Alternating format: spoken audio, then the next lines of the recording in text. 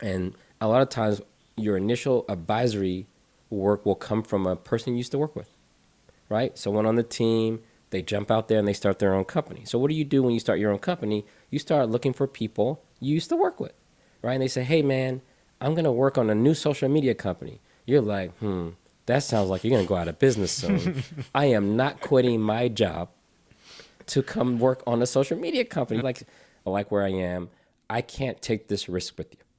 And so then there's this opportunity. Typically it's like, well, could you advise us? And that's where you got to ask that question. Do you want a consultant where you want me to set up the database and design all the tables? Or do you want an advisor to really talk about the type of data you're collecting? Do you plan to sell this data to third parties? How should the API be represented? PII information, those kind of things. Then it becomes a very low effort for you in terms of balancing that work with your day job.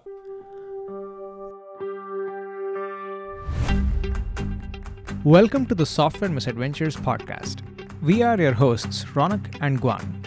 As engineers, we are interested in not just the technologies, but the people and the stories behind them. So on this show, we try to scratch our own itch by sitting down with engineers, founders, and investors to chat about their path, lessons they have learned, and of course, the misadventures along the way. Hi everyone, it's Guang here. Kelsey is back. Whoop whoop. So last year we got to chat with Kelsey about his career journey after he announced that he was retiring from Google. Like that conversation, this one has two parts. In this first part, we dive deep into his experiences advising startups, the frameworks that he's developed, funny stories along the way, and how we can get started doing it ourselves. Without further ado, let's get into the conversation. Kelsey, super excited to have you back with us today. Thank you so much for joining again. No, happy to be back. So, how's retirement treating you, by the way? It's been a few months now. I'm a junior retiree, so I don't know. Right? It's been less than a year. And so when you retire, you kind of have, for me, I knew I wasn't going to do anything.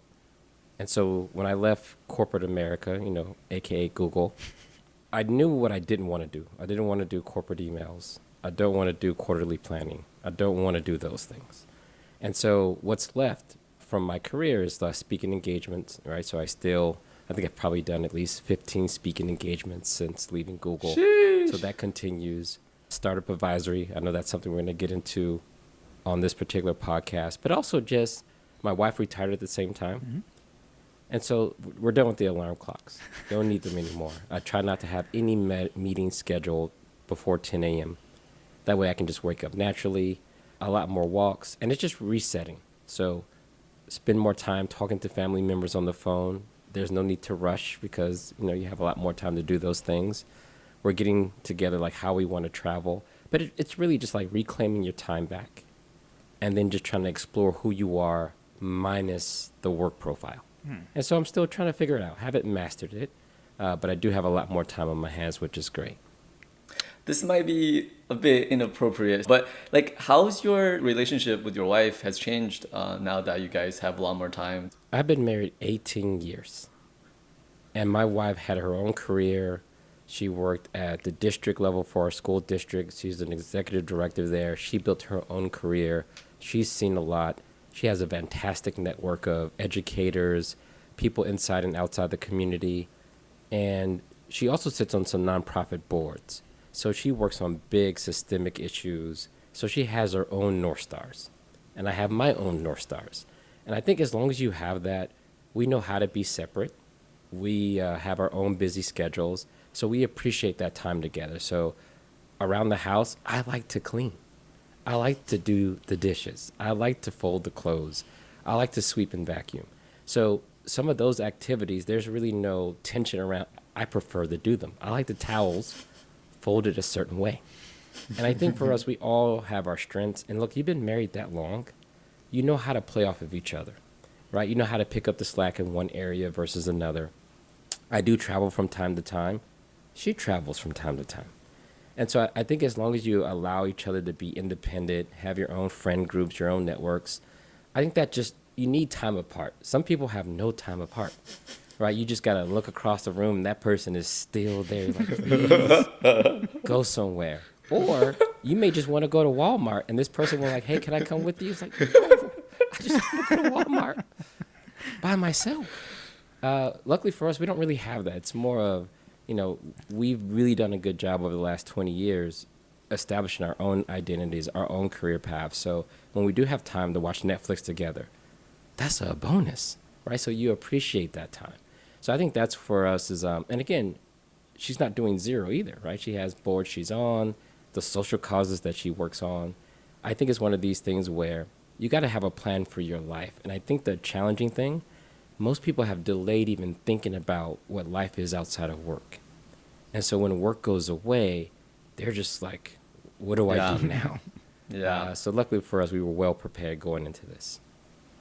I empathize with some of the relationship aspects you mentioned. I think I'll have to maybe cut out the parts where you said I like cleaning for my wife because I don't. And I get a hard time for it. Let's do a sidebar on what cleaning means to me. Okay. Some people look at cleaning as purely a chore, and they try to Yes. avoid it as much as possible. So if you have money, hire someone to clean your house for you. If you don't have money, some people do this weird thing. The person that's the least busiest, at least in their mind, they should do the bulk of the cleaning.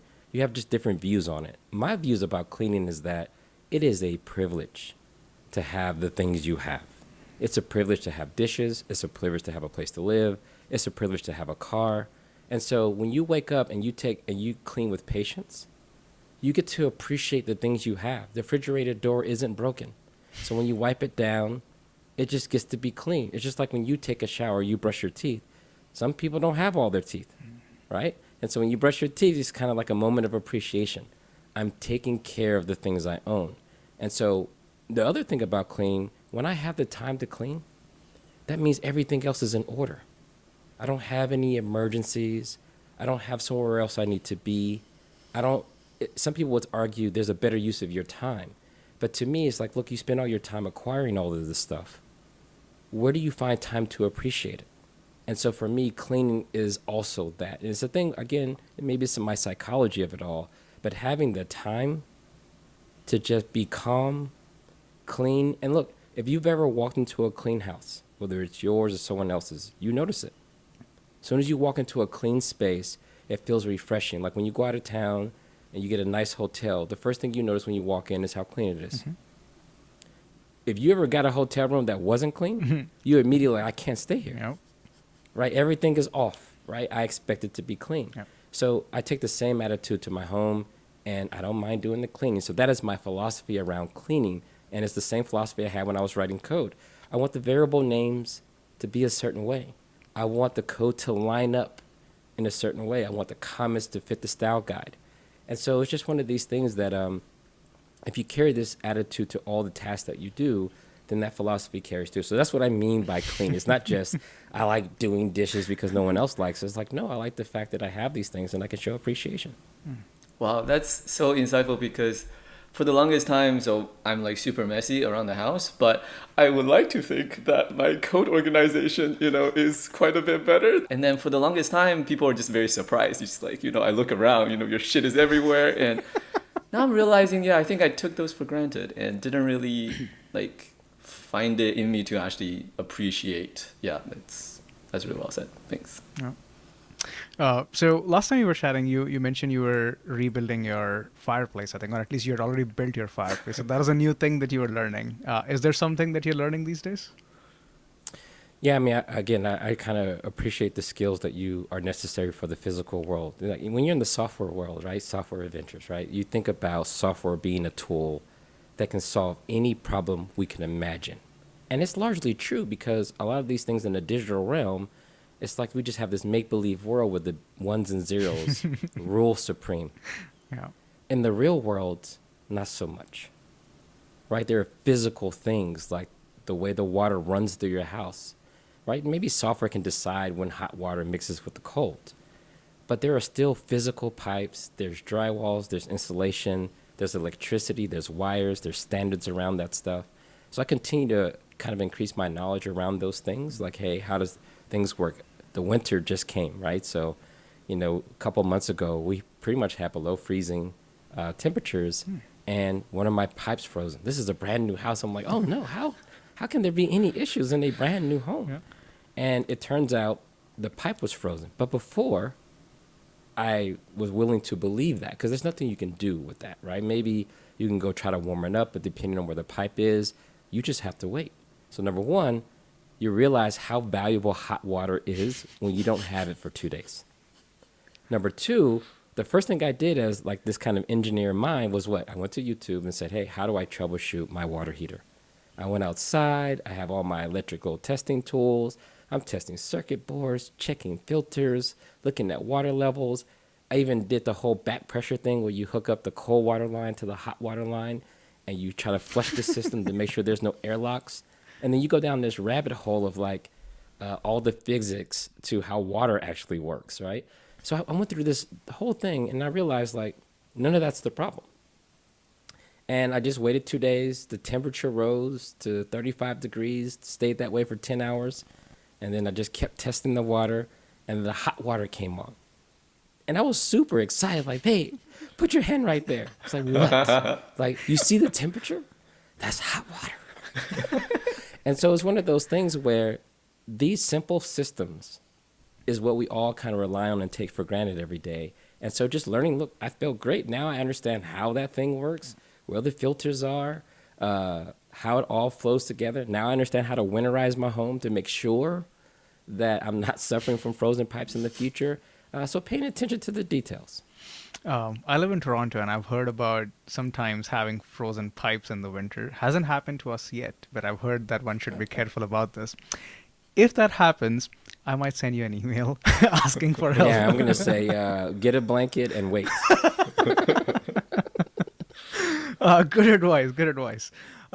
So shifting gears a little bit, like you mentioned, you've been continuing a few things since Google. One of those being startup advising, and we spoke about startup advising a little bit in the last time we talked, and you shared a lot of details with us, which have been super helpful. We wanted to rewind the clock a little bit and actually talk about how did it first start and how did you get into it? The thing about startups is, even if you worked at a startup, right, a lot of people take a discount on their salary and you're promised equity in return. Yeah. All right. And look, most startups don't make it. When I say most, we're talking high 90% don't make it. So that equity is kind of like losing lottery tickets. You don't even have to scratch them off. They're just dead paper. And so you do it anyway, you believe in the mission, and if it works, everyone gets hopefully a decent reward if there's a great outcome for everyone.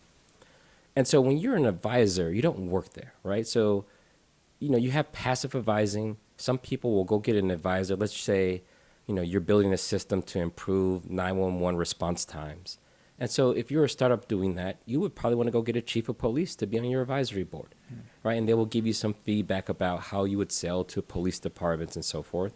Some people just need a figurehead. If I just get the right person's name attached to my startup, and when we launch the website, everyone will recognize this person's name.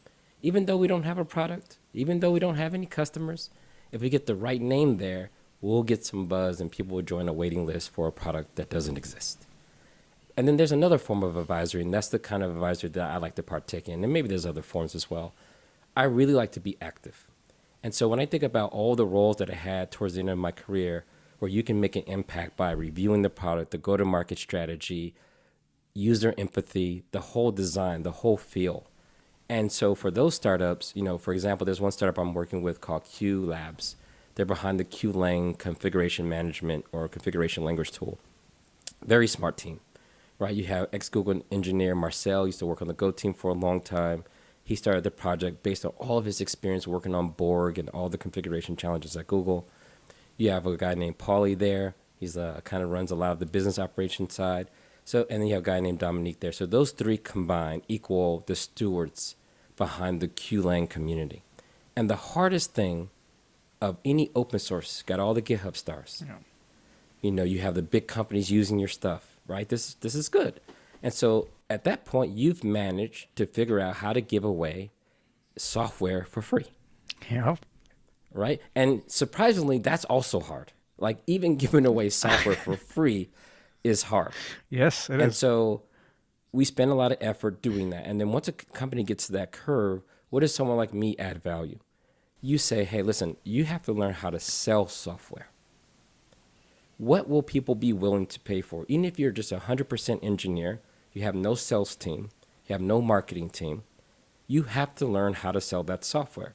So if you take any standard open source project, what's the number one thing you can sell before you have a differentiated product? Probably service and support. No one likes it because it's not product-led growth, but it is the actual reality. So if you've never done that before, an advisor can come in and say, listen, to support some of the features your biggest enterprise customers are asking for, you can draw that up in a support agreement that lasts about a year. That's enough to onboard the project, train the employees, and then stand behind it with an SLA. And just knowing that kind of motion, at least on the sales side, that just comes from experience. Then on the product side, you look at what they're building, right? Everyone's focused on the cool technology. It's better than this other project. But an advisor with experience comes in and says, listen, people are currently using tool X, Y, and Z. You cannot bring in this new project thinking that they're just going to wholesale switch from what they're currently using to the new thing. That doesn't work. So then what is the advice you give there? Well, number one, what is the actual tangible strategy, right? And sometimes that strategy is going to be in the form of docs. If you are using tool A, here's what our tool can do for you. We have this overlap. Here's how we're different. And here's how you have to use both until we get all the features to make the other one obsolete.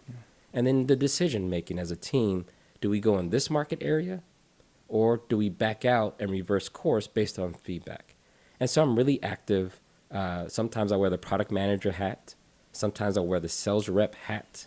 Sometimes I'm just another engineer. It's like, yo, why are you building your own packaging format? You should just build this on top of OCI images, push the standard repositories, and add your own media type.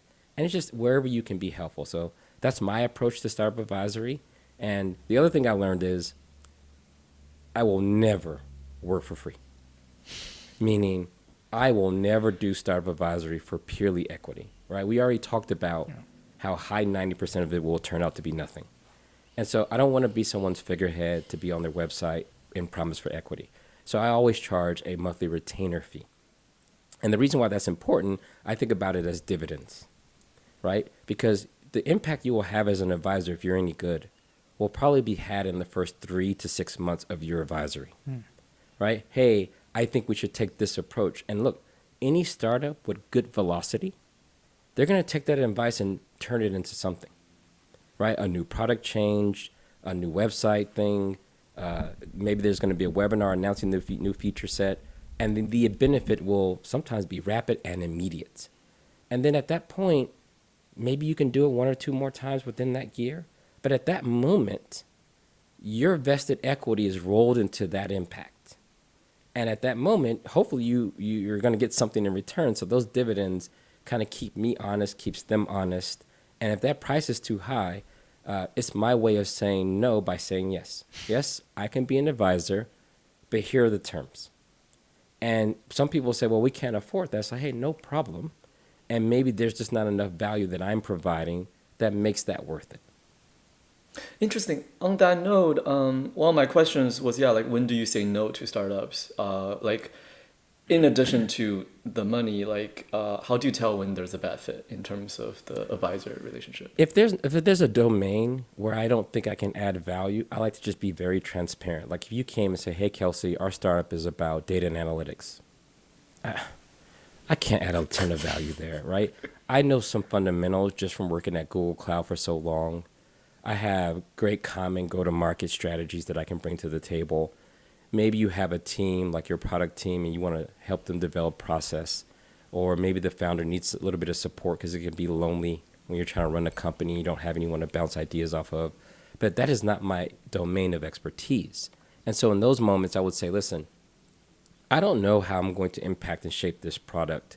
I do have methods that might be applicable, but this is not a perfect fit for me, and you may not necessarily get your value. Or if I think the company needs to be spun down.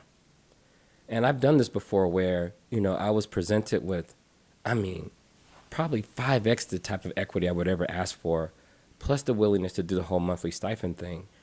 And I looked at them and said, this is a very generous offer.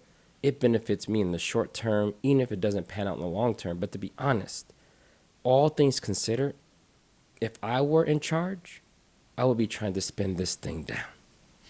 Here are the headwinds that I can't even imagine how you would get through them. And so the best advice I can give, in this case, for free, is that I will be very careful about this. And typically this is the result of a company trying it, they're in year 6, right? The runway is low.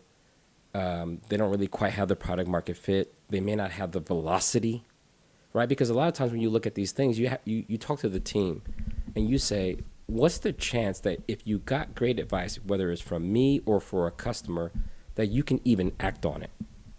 And when I know that you can't even act on it and you're just trying to repackage something and just go to market, I can't be that rapper. I can't promise that 2 tweets will send everyone your way because I don't tweet for money, right? I'm very authentic with my audience. So you rarely see me tweet about a company that I'm advising. And if I ever do, I try to be very transparent. Hey, I'm advising this company, and here's something that I'm excited about that I actually use.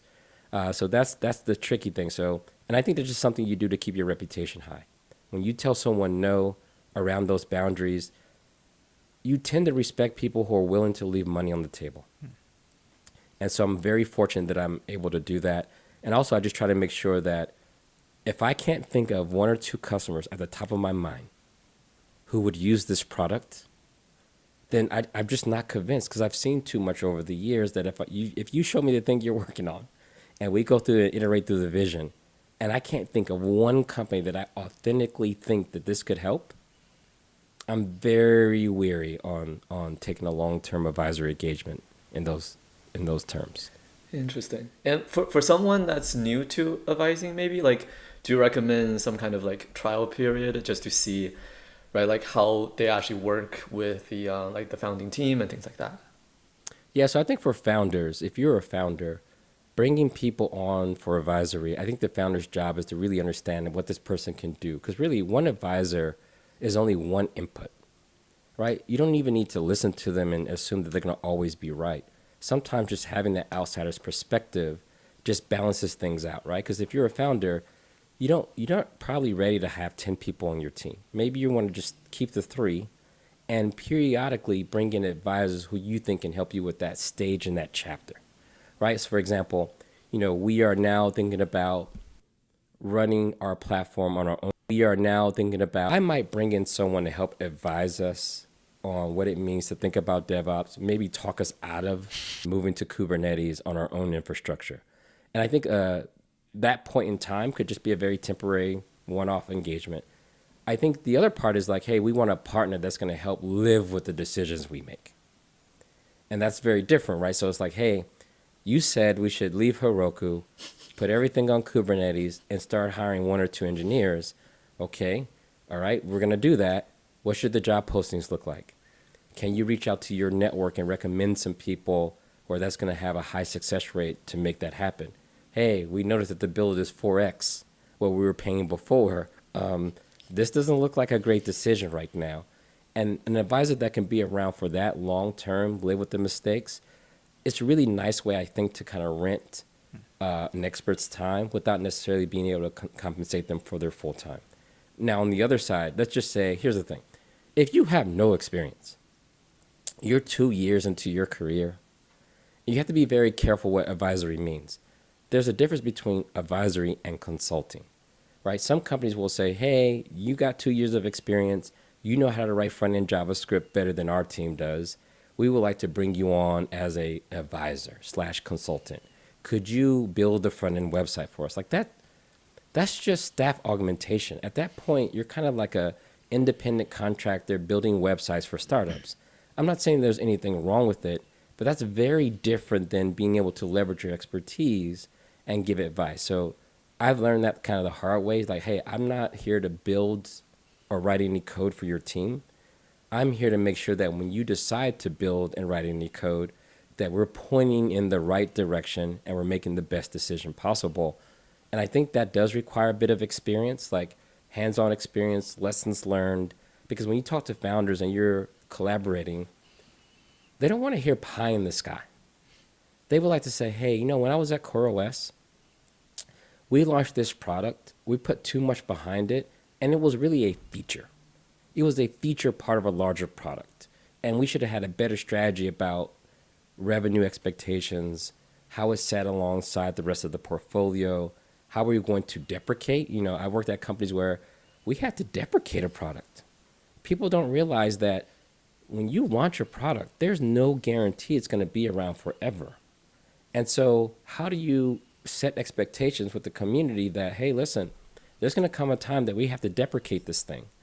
And the last thing we want to do is mislead our customers, our community, into this belief that we're going to maintain a thing that is obsolete for another 10 years. So how do you craft that email? How do you anticipate what people are going to say about you on social media and on Hacker News, right? The first time someone jumps on Hacker News is like, oh, I hate this company. They stopped supporting this tool that only 3 people in the whole world use. I hope they fail miserably. And the last thing you want to do when you see that, you don't want your CEO or any engineers on the team jumping on Hacker News arguing with this person. No, that's not what you want to do. You got to listen to that, right? You got to take the praise and the criticism equally. You have to look at that decision and know that was part of the decision that we had to make. We approached this decision with empathy, and this is the type of response that we expect. And you may want to reach out to that person in private and say, hey, here's an alternative. We did think through how this would disrupt your workflow, and give people some outs or an opportunity to step up and contribute. So those are the kind of things that I think is really good to think about when you say, I would like to go out and start doing this advisory work, understand where you can make impact, and then understand when it's no longer in either of you all's interest to continue working together and spin that thing down. And this is why most of my advisory agreements are just for 1 year, right? If I'm still the right advisor for you after 1 year, then we can renew the contract and talk about terms. And look, I'm so happy that I think the majority of companies that I advise, we're on like year 3 or year 4, where you continuously show value, your advice is helpful, and in the startup world, they measure results pretty quickly. After 3 to 6 months, it's like, hey man, none of your advice is panning out. It doesn't work out. There's been scenarios where people bring you on as an advisor and they never meet with you at all. And this is why I have to have that cash component, because there's a cost to that, right? If you never reach out, you never schedule any meetings, I don't necessarily chase people around to meet with them. That's on them. And so those are just not really good fits, but you don't learn that until you're kind of already in, paperwork has been signed, and they just don't know how to utilize an advisor's time well. And so, that's another trade-off you have to think about. It's interesting you brought up the advising versus consulting. One of the questions I had was, I feel like a common thing with consulting, right, is that you're building on your own, or like you tell the team like, hey, we need to be doing this, and the team is like, ha ha ha, like, I do not give 2 rats about what you just said. So on the advisor side, obviously there's a lot more respect, right, to advisors, just because they have deep expertise in the area. But like, have you come across like situations where like you're like, hey, you guys should really do this, and they don't really follow on that, and how do you sort of address situations like that?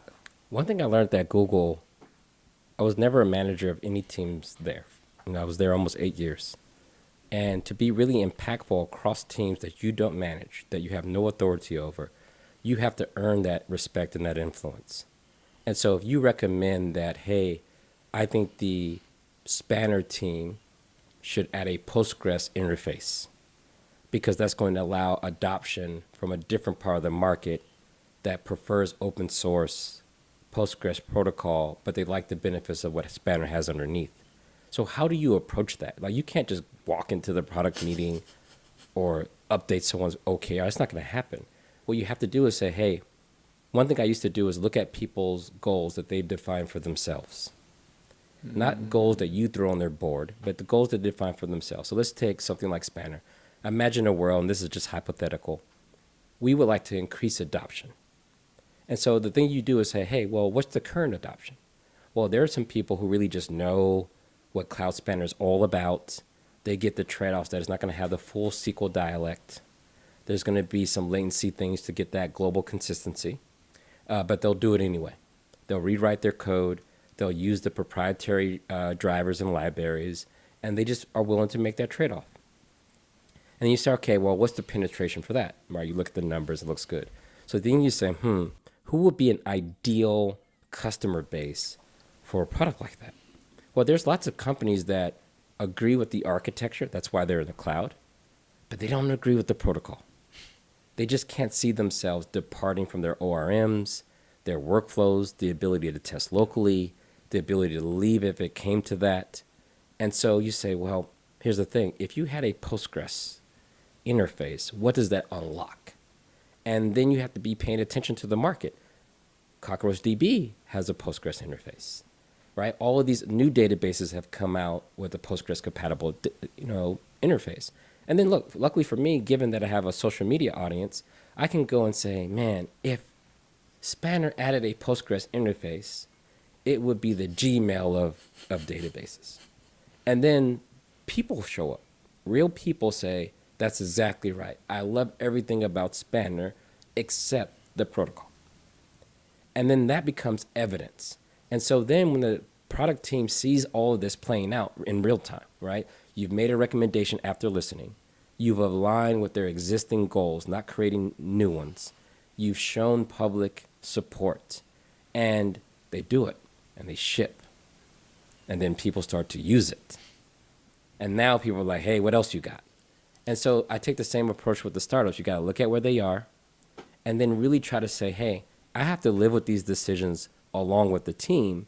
And when you plead your case, I'm pleading the case the same way. Not just I think. It's like I know with high conviction based on these things. And a smart engineer will draw the line and do the math and say, you know what? That actually makes sense. I can go verify that. And I've been impressed sometimes. I'll meet some new startups. I don't know much about their product. They'll explain it to me. And I'll say something like, this is great, but I can imagine for enterprise adoption, they want X, Y, and Z. And you just see the founders be like, oh my God, we just had a customer that said exactly the same thing. So I really try to approach this stuff with pragmatism. And usually the advice you give isn't re-architect the whole thing. It's more like, all right, if we're here, we need to focus on just this. And then I think we move the needle and it sets us up for the next big bet.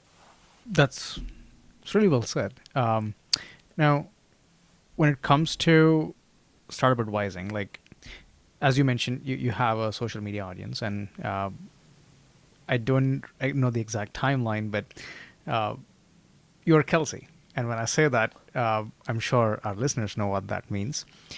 So startups know who you are, what value you bring. At some point, they would reach out to you and say, hey, Kelsey, we think you can help us with X, Y, and Z thing. When it first happened to you, how were you able to differentiate that, oh, this is a new thing that someone's asking me for, but it's not the contract thing, for example. It's not even a job. It's actually this other thing. How did you go about recognizing that? You have to set the boundaries, right? Because there is a status quo for what this stuff is, right? Yeah. Some people say, hey, you have an audience. We want to tap into it. Let's sign an agreement. And then you tweet on our behalf, right? Because they kind of, in their mind, they know what they want typically. Sometimes you were a founder of another company. Having you picture inside the slide deck is really good when you're trying to raise capital. So there's already kind of set expectations for what most people think about advisors. Also, I would guess most advisors aren't very active. Most advisors are not going to download the product, touch it, and then give feedback about the serialization method or what it's going to really take for developer adoption. And so you don't really expect that from an advisor because maybe you're going to want to get that from your team, your engineers, or someone else. And so what I've learned that I had to do is say, hey, I have more skills than that. And then when you start talking about business, multiples, pricing, go-to-market, customer, integration work, various challenges and trade-offs, that's when they start to say, oh, we didn't know that that's the things that you had available. So what you say is, listen, I am not going to ever use social media to try to point a light at your company. That's not what we're going to do.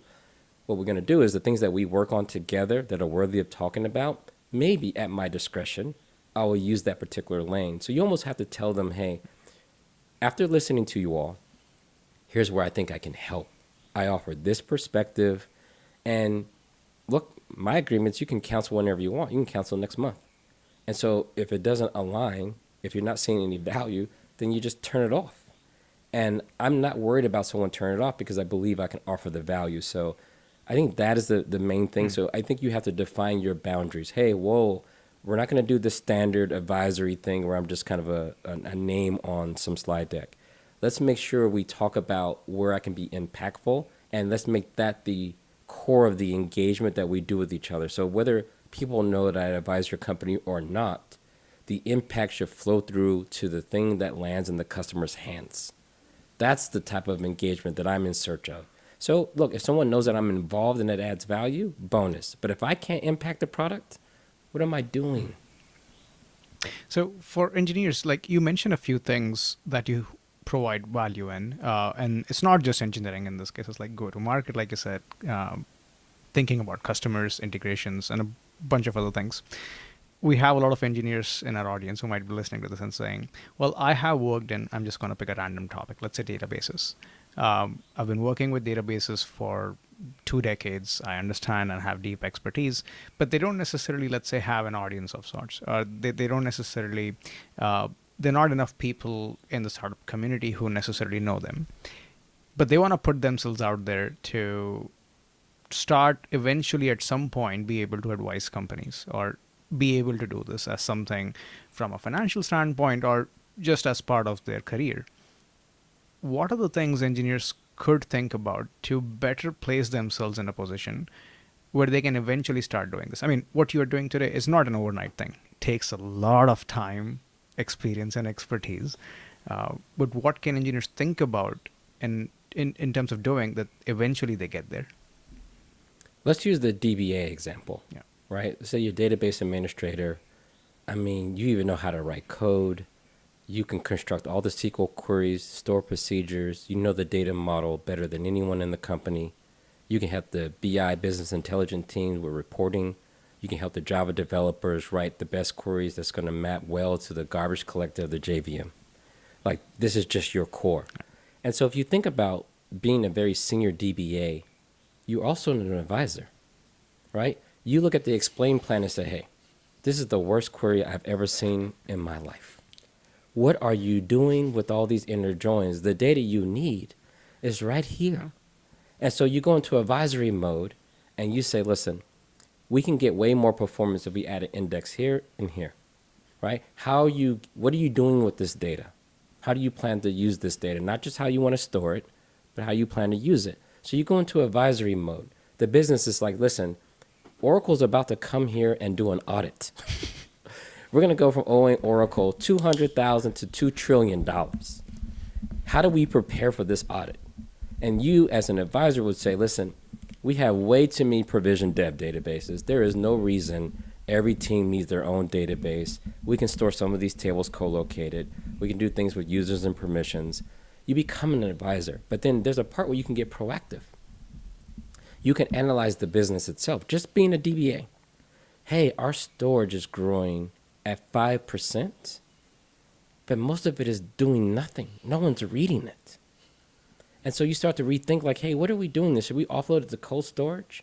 Should we, think about, a different sharding strategy? There's so many things you can do from an advisory standpoint. And then think about when emergencies hit, the database is down. You're going to be an advisor. Everyone is panicking. No one knows what to do. This is a crisis. And so any DBA that can communicate, say, hey, here's what's going on. That root cause analysis you put in place, the safeguards, the data is safe, right? We back up checkpoint every 10 minutes. Worst case, we're going to lose 9 minutes of data, and this is what we're going to do to get back on board. So let's say you've been doing that throughout your career. You're learning that to be an engineer is more than, installing databases and creating tables and setting up foreign keys.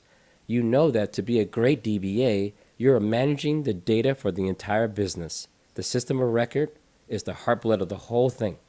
And you advise all the people around you. And so there might be a time where you start proposing things like, we should move to Postgres for some of our use cases because we're overpaying to have this data here. So then when a startup reaches out to you, and a lot of times your initial advisory work will come from a person you used to work with, right? Someone on the team, they jump out there and they start their own company. So what do you do when you start your own company? You start looking for people you used to work with, right? And they say, hey, man, I'm going to work on a new social media company. You're like, that sounds like you're going to go out of business soon. I am not quitting my job to come work on a social media company. You're not doing that, right? Like, I need this job. I like this job. I like where I am. I can't take this risk with you. And so then there's this opportunity. Typically, it's like, well, could you advise us? And that's where you got to ask that question. Do you want a consultant where you want me to set up the database and design all the tables? Or do you want an advisor to really talk about the type of data you're collecting? Do you plan to sell this data to third parties? How should the API be represented? PII information, those kind of things. Then it becomes a very low effort for you in terms of balancing that work with your day job. Also, you need to be careful. There are some agreements that you have with your current employer that may not allow you to be a DBA for a startup on the side. But in exchange for that advice, you may say, hey, look, just give me equity. Maybe give me half a point, maybe 1% if I stick around for a whole year and make an impact on helping you get off the ground. I'll even advise you about how to bring in the right DBA when the time comes. So that way we can think about the interview process and so forth. So I think that is the right way to think about it. So that will probably be your first pull. There will be someone that knows tech stuff. It could be a nonprofit. Hey, we would like you to be on our advisory board and help us bring a technology focus. And look, when you're starting out, you may not be able to demand, like a fair amount of equity. You may not be able to demand that monthly stipend. But if you're just starting up and you seriously want to add this to kind of your portfolio of skills, there are so many nonprofits that could use a technical advisor. Maybe they're doing something nice in your community, sheltering, foster kids, whatever it is, and they need help making technology decisions. Go over there and practice giving great advice and living with those decisions. That's a really good idea, actually. In this case, when someone starts doing this, for instance, or at least initially when you started doing this, how do you balance the amount of time you spend advising versus your full-time job? Because that could also be demanding, and you're like, well, it's becoming two jobs almost. So you have to draw those boundaries too. Should it be part of an agreement, or it's something you just figure it out? Yeah, so what I did systematically was say, listen, here is my advisory schedule. These are the only hours I have. And that gives you a chance to really think through family time, work time. And so maybe while you have a full-time job, a lot of your advisory hours will happen on the weekends or before and after work. These days, now that I'm retired, I tend to have my advisory hours from 10 to 3. Never Monday, never Friday. And so you just decide what your calendar is, and that creates transparency. So then when in all of my contracts, I say, hey, 3 hours, use it or lose it. And especially if you start doing more than a handful of these, like if you only have one or two, it's a little easier. But I would even recommend then get an advisory calendar where you use Calendly or whatever you want, and then just carve out set advisory time. And the reason why I like doing this is that the onus is on them to find a slot that works best for them. Your availability is constantly communicated. So let's say things get a little heavy at work. You delete those advisory hours just for that one day that week. Hey, I can't do anything this Thursday. Just delete it. And when they go to book time, they'll just see that there's no availability there. So it just makes it much easier to manage all of this, and it's just the ultimate transparency. And the other aspect of this from an engineering standpoint, so after spending enough time with engineering, people learn enough about their core domain and they develop the expertise.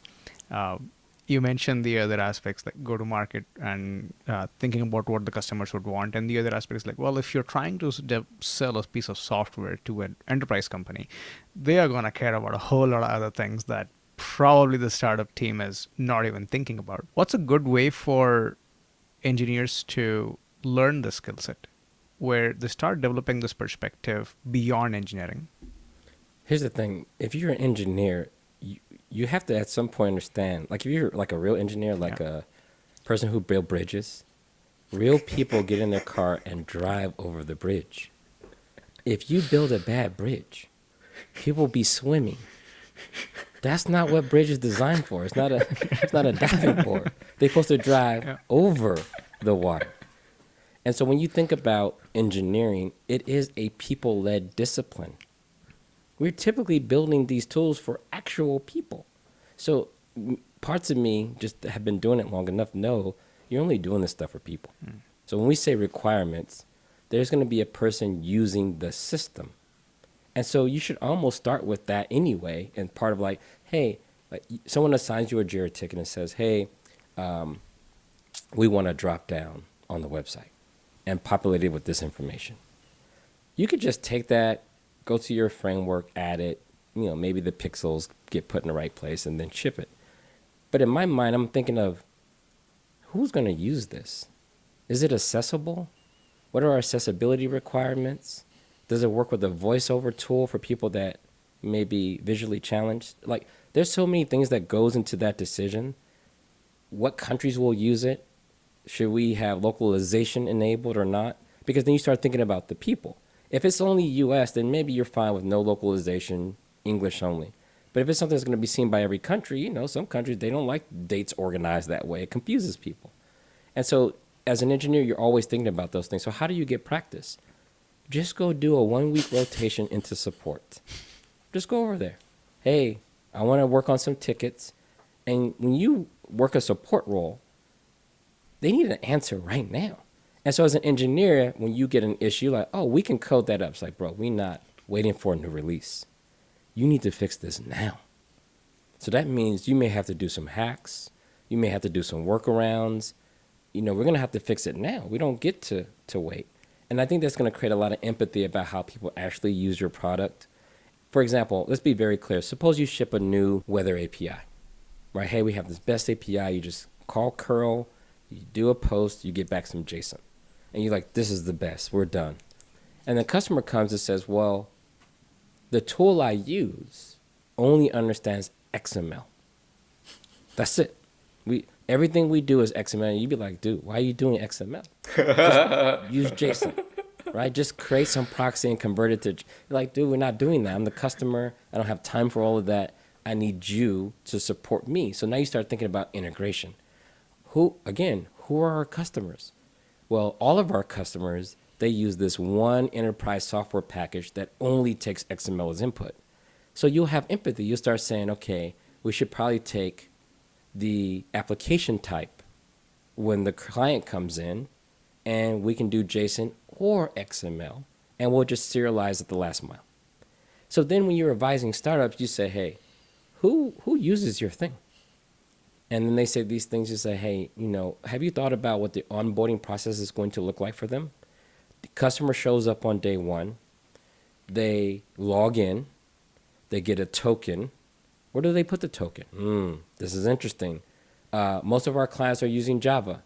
You don't have a Java SDK. But these are the things that I think even where you work in your current job, if you understand the full life cycle of your product and service, you can start learning this stuff. So in real life, that means log out, get a fresh incognito tab on your browser, and create a new account for the thing you work on. Look at the onboarding experience. Is it good? Is it terrible? Once you logged in, how do you do stuff? The work that you do, where does it impact that overall product thing? And once you kind of start to understand that, you start to really understand how to look at the big picture and know that localized decisions typically have big impact on the overall product.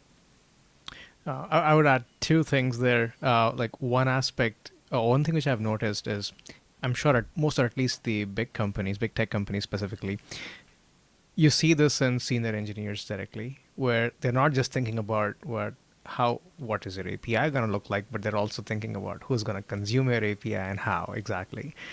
So you see this user empathy kicking in the design decisions, which in many cases, the team building the API is not thinking about. So I think that's one thing which at least I've noticed in many people around me, and that is something people can learn from each other as well. The other aspect that you mentioned about support, if you want to know where the stack sucks, go on call for a week. And in some cases, it could be direct customer support where you have real customers paying you. In other cases, it could be your internal teams using your product. And you're right, they don't care about the next release.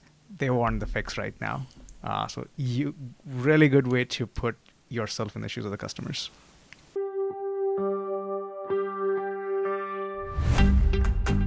Hey, thank you so much for listening to the show. You can subscribe wherever you get your podcasts and learn more about us at softwaremisadventures.com. You can also write to us at hello@softwaremisadventures.com. We would love to hear from you. Until next time, take care.